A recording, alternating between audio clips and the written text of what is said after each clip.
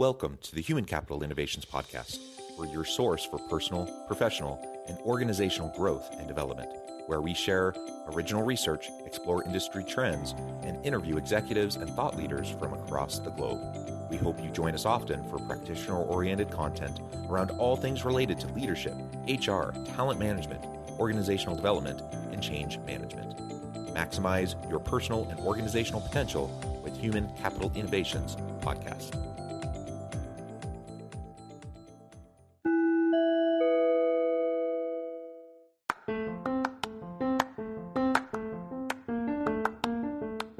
If you enjoy the Human Capital Innovations Podcast, enjoy ad-free listening by going to the Patreon page, and please consider contributing even at the producer or sponsorship level. And please leave a review. Thank you for your support.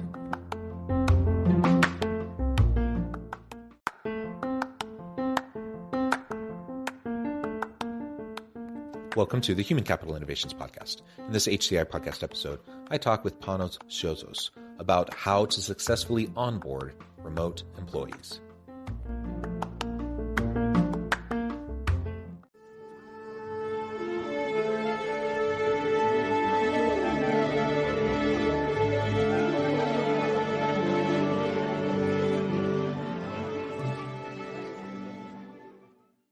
Panos Siozos, welcome to the Human Capital Innovations Podcast. Hi, John, and thanks for having me. It is a pleasure to be with you. You're joining us from Cyprus in the Mediterranean. I'm south of Salt Lake City in Utah. It's morning for me. It's evening for you. I'm just super thrilled to have the opportunity to talk with you today. And today we're going to be exploring how to successfully onboard remote employees. Now, of course, in the modern world of work, especially during the last couple of years of a pandemic, so many people had to move to remote work kind of modalities, or perhaps a hybrid sort of modality. And so it's been a super interesting time as people have tried to learn how to leverage the technologies available to be more effective, productive, and to collaborate more efficiently. Yet during all of that, we've also had to try to figure out the cultural component and the cultural piece to what makes a team and how we work together. And in some cases, especially as we've kind of gone into what people have been describing as the Great Resignation or the Great Reawakening, people have been leaving jobs, going to new jobs. And in many cases, people are working in new companies, in a new job, working fully remotely, where they've never actually physically been in the same location as anyone else working on their team, and they've never met them in person. And so then the question becomes, how do you inculcate them with the values and the culture and all of those sorts of things? And a lot of that comes back to onboarding and how we approach our onboarding practices with remote workers. Now, I will also say that effective onboarding is really a challenge for any organization in any type of work modality. So whether you're face-to-face, hybrid, or remote, I think many of the things we're going to be talking about today will apply quite well as you try to think about successful onboarding. But I think particularly as we're thinking about the remote worker, it'll be really important to consider these points that we're going to be discussing. As we get started, I wanted to share Panos' bio with everybody. Panos Siozos is the co-founder and CEO of LearnWorlds. He has a PhD in educational technology, researching and designing e-learning applications for over 20 years. Panos has extensive work experience as a software engineer, e-learning researcher, and science educator before launching LearnWorlds with George and Panos, his longtime friends and fellow researchers. He was working in the European Parliament as a policy advisor for research and innovation. Fantastic background. It's a pleasure to be with you. Anything else you would like to share with me or my listeners by way of your background before we dive on into the conversation? No, I guess we are long-time e-learning people. We've built our first platform back in 1999. We never imagined that we would create a business out of it. We were mostly working as academics, but overall it turned out that our past academic experience prepared us for everything that we're trying to do now, adapt to these new ways of living and working and consuming and doing business. So let's try to see how we can be helpful today. Yeah, wonderful. Well, and I come from an academic background as well. I'm a professor. I do consulting work. I'm in the learning and development and virtual and e-learning space as well. And so a lot of what you just said resonates with me. I feel like so much of what I've done in my own academic training, as well as in my professorial work at the university, has prepared me well to do meaningful, substantial virtual e-learning content for individuals to help them reskill and upskill. And in fact, sometimes I look around at some of the vendors in the space, and I look around at what's available, and I think, oh, they probably could benefit from a course in educational technology or pedagogy or andragogy or any of these things to help them learn, how to tap into the motivations and interests of, learners or adult learners specifically. So anyways, it's a great space to be in.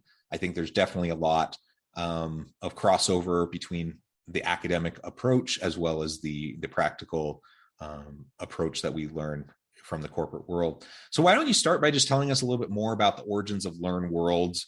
I mean, other than you mentioned your background in education and how that has prepared you, but why did you decide to launch this? How did you go about doing that? Who are you trying to serve with Learn Worlds?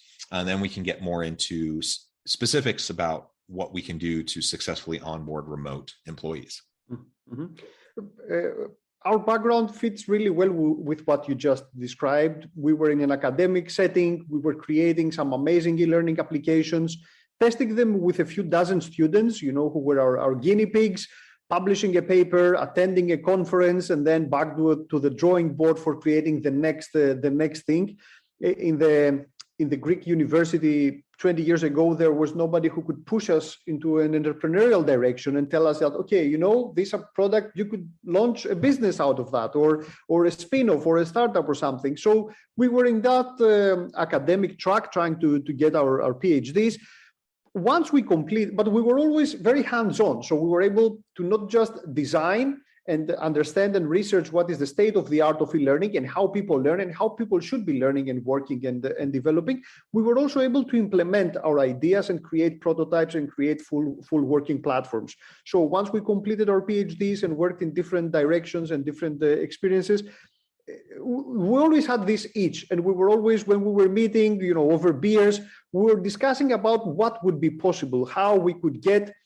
We were seeing some amazing platforms within academia, some state-of-the-art platforms, but all the tools that were at the hands of actual learners and trainers and learning and development professionals out there were suboptimal, to say the least. We were saying, how can they be selling something like that? I mean, haven't they thought about this and that opportunity? So we always had this itch. So we got together.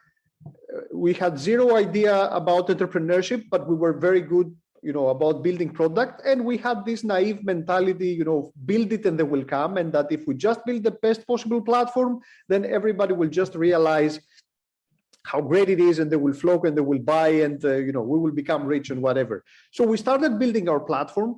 That was, we wanted to create a platform that would allow people to create the best possible versions of their online courses. And not only that, but also be able to directly sell them to their students and to their consumers. So without, a marketplace, without having to go through a middleman, you would be able to launch your own online school, your own online academy, your own, e-learning portal or whatever, which wasn't very easy. I guess it's not too much in terms of parallelism with e-commerce. It's what Shopify did versus Amazon. While Amazon was always, the big marketplace where you could find everything and all sorts of people were selling stuff.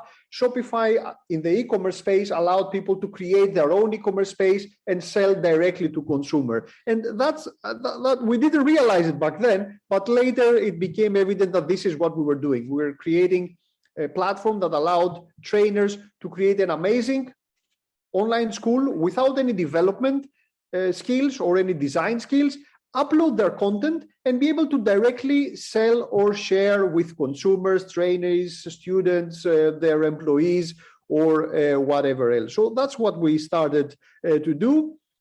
At the beginning, we were very bad at doing business. We had to put, the scientist at the back seat and say, okay, we've built an amazing platform.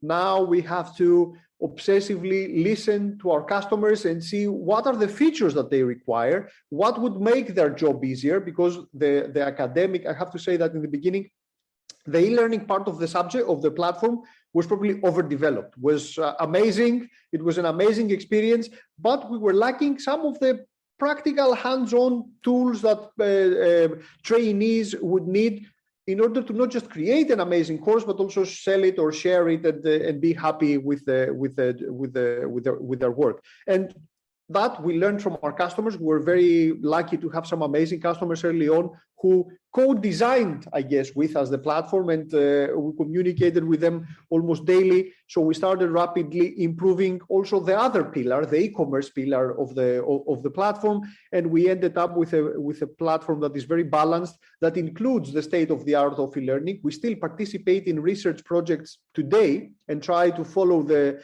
state-of-the-art of the science, but also we have an amazing, super user-friendly tool that allows everybody to be an edupreneur, create an online school or a small and medium company. It allows them to go online, transition, put their teachings in the cloud and reach their remote workforce wherever this might be.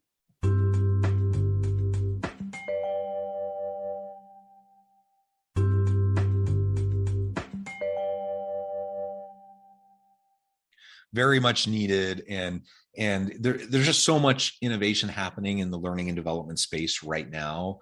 I think it's tremendous, fantastic, and I'm excited to learn more about what LearnWorld offers on my own, after this conversation, because I just think that's fantastic.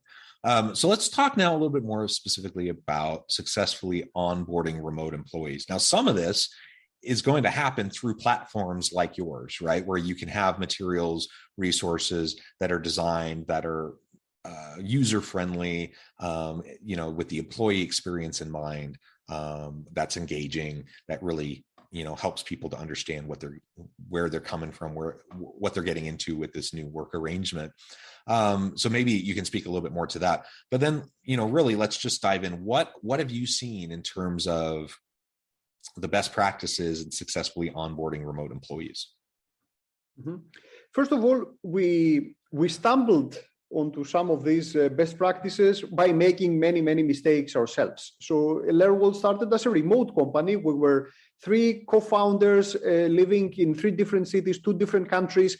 So from the day one, we were a remote company. So it became, a way of living and working for us. Even at the first stages of the business, back then, let's say a few years ago, 5 years ago, we were talking with VCs, and some of them were considering a fully remote company to be unfundable. They were always asking, when are you going to create a real office, and move everybody in there and start doing some real work? And we were saying, you can do real work remotely. You don't have to be in the same office. Obviously, you have to be very organized. You have to have amazing project management capacities and affordances and frameworks. You need to over-communicate. You need to be next to people. You need to embrace remote individuals who come into a new team and make them feel welcome, and they need to work next to you. Like apprentices and learn whatever has to be done, but it is possible. So I guess we didn't know, but we were kind of guinea pigs or pioneers ourselves back then. And this is what everybody discovered after, the COVID disaster, whatever. So COVID acted as a catalyst, not so much creating new phenomena, but catalyzing things that were already there. So remote working, digital nomads, or working from anywhere, anytime, e-commerce that now is the default mode. All these things were already happening, but obviously they were massively catalyzed by COVID. And the same goes with remote working. So we didn't invent remote working, but I don't, and e-learning itself, I don't easily see a future where a company will need to train 300 employees and will get them into a hotel room for 5 hours of PowerPoint. It's not going to happen. We're not here to replace meeting face to face and doing events and working together and rubbing shoulders and drinking a few beers after any event. But training itself, you can do it so much better if you reverse it, and if you do most of the work online, and if you produce some great content that can then help you scale your training and allow you to provide knowledge anywhere, anytime, in line with how people today expect to work. And especially when we're talking about, you mentioned the big resignation earlier, especially when we're talking about millennials are used to having amazing digital experiences with their gaming devices and their iPads and all this stuff. So you cannot really train them through a old style e-learning platform that throws a 100-page PDF at them and says, okay, this is training. Now you have been onboarded as an employee, go out there and do your job. So you need to offer them experiences that are in line with what we expect, with what they expect, that really respect their attention and their time and the effort that they will put into the training. You have to offer them interactive material, highly engaging material, bite-sized, that they will be able to consume anywhere, anytime, while on the sofa, or commuting, or working from a co-working space, or working from a villa in Costa Rica, whatever. These are things, this is how our own employees work today. We have employees, in some cases, we don't know where they work from, because they find some cheap tickets online and they decided for a week to go, in some cases, a whole department. They go into a flight, or they meet in another place and they work together from a co-working space, and we learn it after a few days. This is the reality now. This is what's happening out there in the workforce. So you also have to think in that the level, and anticipating that into how you are going to onboard and train your employees. And so these are the things that we discovered ourselves, in many cases by making mistakes. And this is where I guess we went back into the drawing board, and we started using our own platform the way that we were seeing some of our customers successfully using the platform. So we said, okay, we are an e-learning business. This is what we do for a living. This is what we have studied for so many years. Let's use our platform to offer an amazing onboarding experience to our employees. It can be, in some cases, it's, all the training material that you would probably arrange for a person in their first few weeks in a new job, but we have tried to reflect that onto the platform to create some great training and onboarding material. So for us, obviously, it also works as a way of introducing the new hires into the platform itself, and to all this concept of how you can use a platform like that to get trained about a new subject. So we eat our own dog food, and we developed. We spend lots of time developing onboarding and training material for our employees. A fully guided process. In some cases, depending on the job, it's from 2 weeks all the way up to 5 weeks, with very structured material that includes self-paced courses, self-paced knowledge, for example, videos and interactive ebooks, along with guided one-on-one mentoring sessions with existing employees of the company who can share their experience about the specific role or the company in general, the business models, the customers, or anything else. So we had to adapt. We had to learn from our own experiences, and from the fact that we were already operating as a remote company. And these things happened to match perfectly to the situation that I guess the entire world found itself after COVID, with these rapid changes in how we work and how we learn.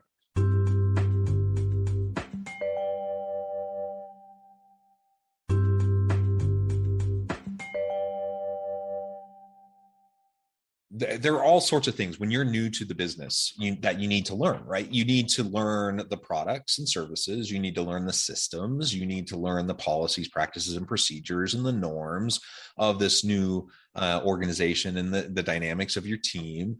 You need to, of course, learn the culture, the values, and how those are integrated throughout the systems of the organization. That's a lot for people to learn. And you joked about having the 100-page PDF that's just posted online, then you say that's e-learning. I mean, I've literally seen that. I mean, that's not an exaggeration. I've seen that. I've also seen where they say it's e-learning and all it is a PDF of like a PowerPoint slide deck, and you just kind of go through it.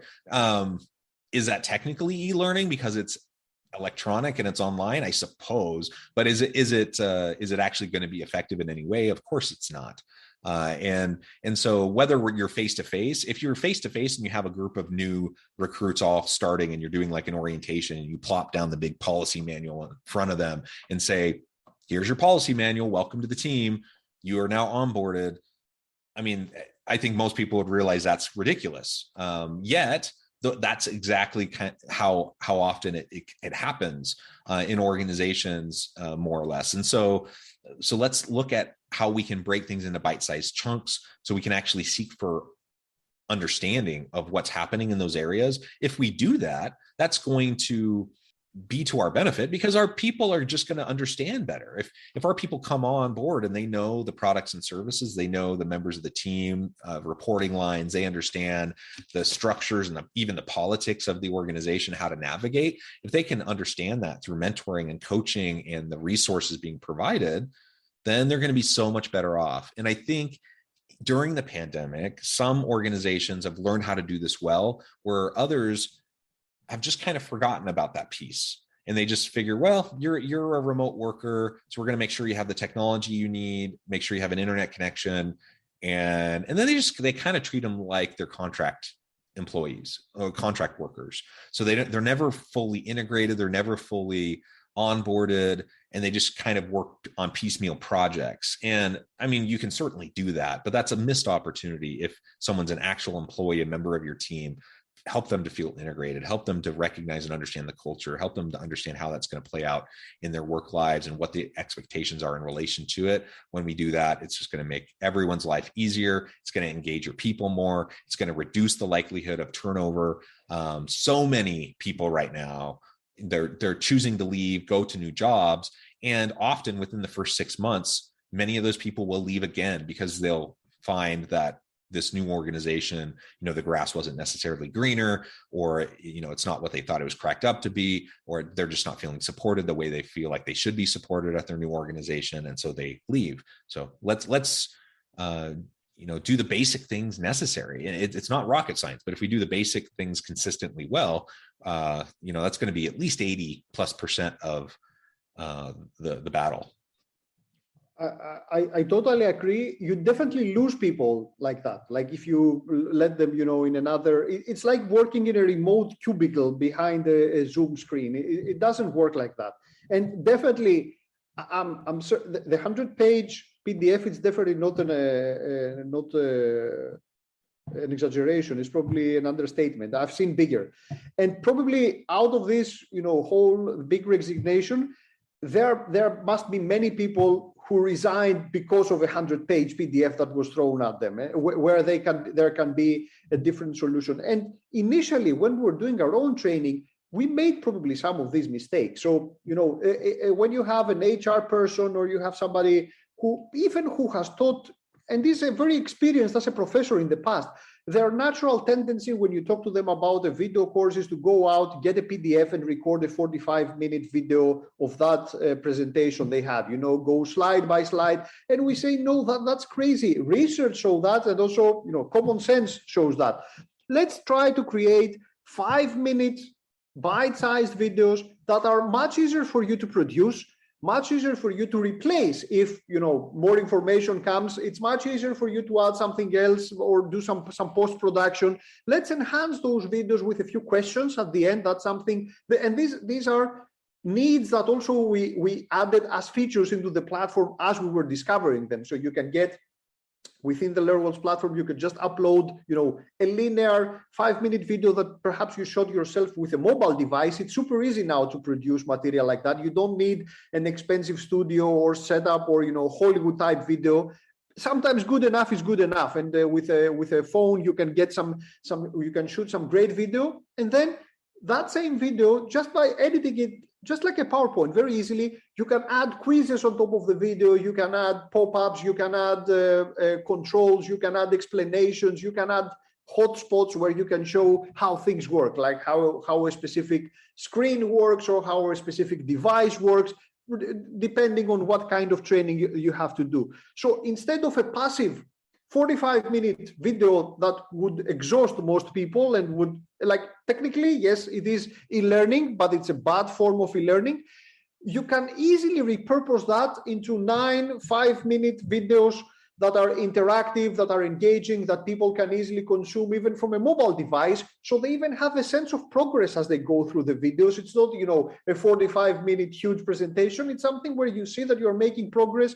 You engage with the interactive material. You are more satisfied as a learner. You are more satisfied as a worker. You retain more of the knowledge that people are trying to share with you. And then not only that, but also within the platform, right next to each video, you can engage in a discussion. You can ask other people who are also in the same course, like, how do you see that? Oh, I think here this is not the correct information, or I've seen something other. So every piece of knowledge becomes an affordance for a discussion, for discovery, for engagement, for engaging with the contact. So we're no longer at the age, of mass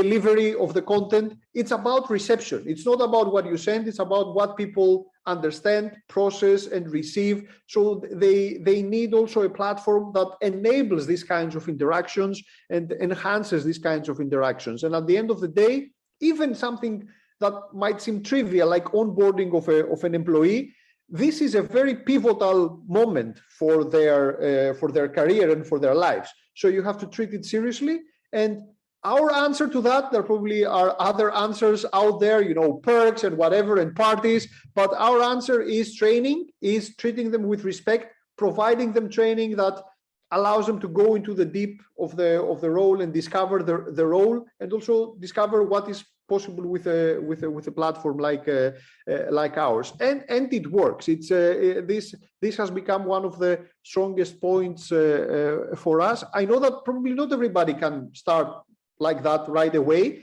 but they have to start at some point. So try to work with a platform that allows you to offer modern training and not the 100-page PDFs or the 60-minute long videos. And as you create it, you will discover your strong points. You will be able to repurpose lots of the content that you probably already have out there and offer it in a more meaningful and consumable way to your employees, your customers, whatever is your audience, because education can work everywhere and should actually work everywhere.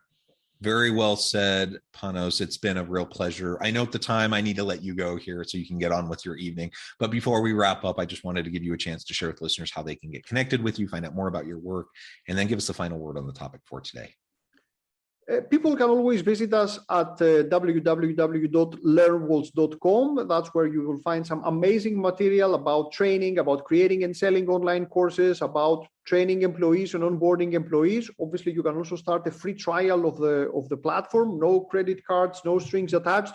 We always produce lots of content and many webinars. We have dozens of webinars every month, and we share everything that we learn from our customers. So our job is to learn and distribute that knowledge. And a final word, I guess, is that e-learning is now the default mode of learning. So the sooner you go there, the better it will be for your business, for your employees, for whatever you are doing. So start thinking about that. And e-learning has many ways that can add value to a business. So think about it and contact us, and we'll be happy to help you out and show you how you too can use e-learning to enhance your business.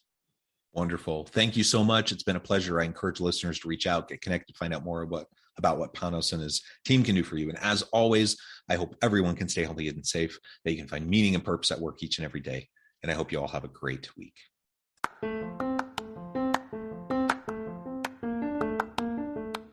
Do you enjoy the Human Capital Innovations podcast? Enjoy ad-free listening by going to the Patreon page. And please consider contributing even at the producer or sponsorship level. And please leave a review.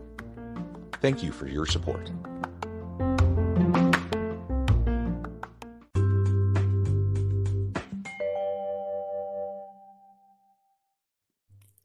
Thanks again for joining us for this episode of the Human Capital Innovations Podcast. I hope you stay healthy and safe and that you have a great week.